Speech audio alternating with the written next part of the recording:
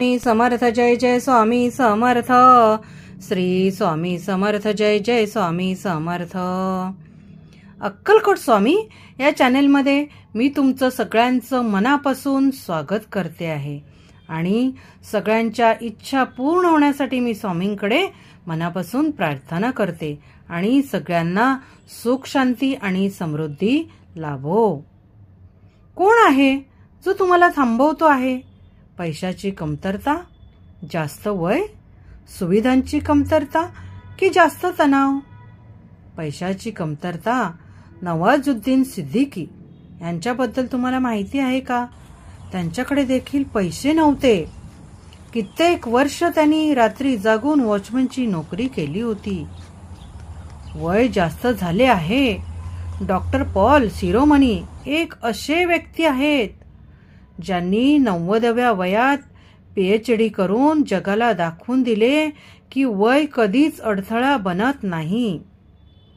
सुविधांची कमतरता आहे. आपले missile man doctor APJ Abdul Kalam हे आपल्या वडिलांची मदत करण्यासाठी सायकलवरून वृत्तपत्र वाटत असत. जास्त तणाव आहे का? तुमच्यापेक्षा कित्येक पट जास्त तणाव हा तुमच्या आई वडिलांना आहे. तुम्ही स्वतःला थांबवत आहात. जर तुमच्या समोरच्या व्यक्तीकडे तुमच्यापेक्षा जास्त पैसे आहेत, कार आहे, यश आहे, नाव आहे, तर त्याच्यावर जळण्याची गरज नाहीये, कारण तो व्यक्ती त्यासाठी पात्र आहे. त्याने त्याच्या जीवनात चालताना तुमच्यापेक्षा जास्त पाय झिजवले आहेत. जेव्हा तुम्ही टाइमपास करत होता तेव्हा तो व्यक्ती टाइम इन्व्हेस्ट करत होता. जेव्हा तुम्ही पैसे उडवून ऐश करत होता तेव्हा तो व्यक्ती पैसे कमवायचे मार्ग शोधत होता. जेव्हा तुम्ही नोकरीच्या शोधात होतात तेव्हा तो व्यक्ती हजारो नोकऱ्या निर्माण करण्यासाठी विचार करत होता. जेव्हा तुम्ही लाईट गेल्यावर झोपत होतात तेव्हा तो व्यक्ती मेणबत्तीच्या उजेडात डोळे काळे करत होता. त्याला सुद्धा खूप जणांनी थांबवायचा प्रयत्न केला असावा, परंतु त्याने स्वतःला कधीच थांबवले नाही. हाच फरक आहे तुमच्यात आणि एका यशस्वी माणसात. स्वतःला कधीच एखादे लक्ष्य गाठण्यापूर्वी थांबवू नका. जेव्हा वाटेल झोप येत आहे तेव्हा उठा, तोंड धुवून या 30 मिनिट आणखी अभ्यास करा. व्यायाम करताना थकलास तर घाम पुस, पाण्याचा एक घोट घे आणि अजून एक सेट आणखी मार.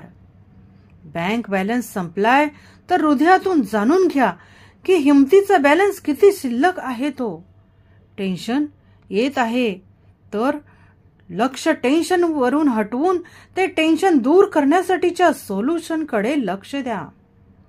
एखाद्या प्रॉब्लेमला प्रॉब्लेम समजून बसाल तर तो मोठा प्रॉब्लेम आहे.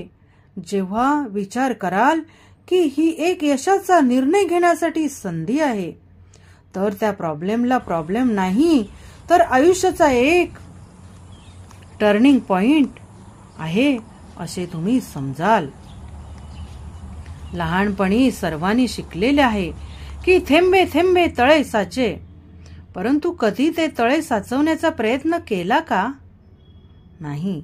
आणखी एक गोष्ट माहीत असेल की अर्धा भरलेला घडा जास्त पाझरतो. आपण शिकलो काय तर थोडंसं माहीत आहे म्हणजे आपल्याला सगळं माहीत आहे. कधी पूर्ण ज्ञान घेण्याचा प्रयत्न देखील केला नाही.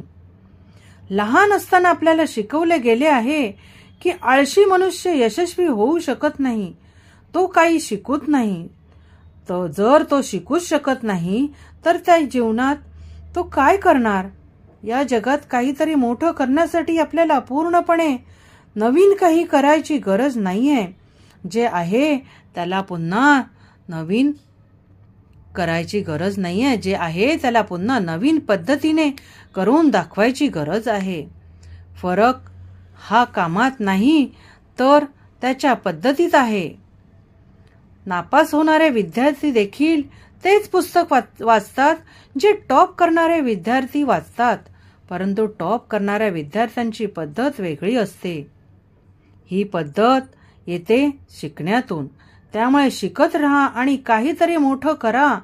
देशातच नाही तर पूर्ण विश्वात आपल्या देशाचे नाव रोशन करा. All the best. थँक्यू. आपण आता स्वामींचा कृपातारक मंत्र म्हणूया. निशंक होई रे मना, निर्भय होई रे मना, प्रचंड स्वमीबळ पाठीसी नित्य आहे रे मना.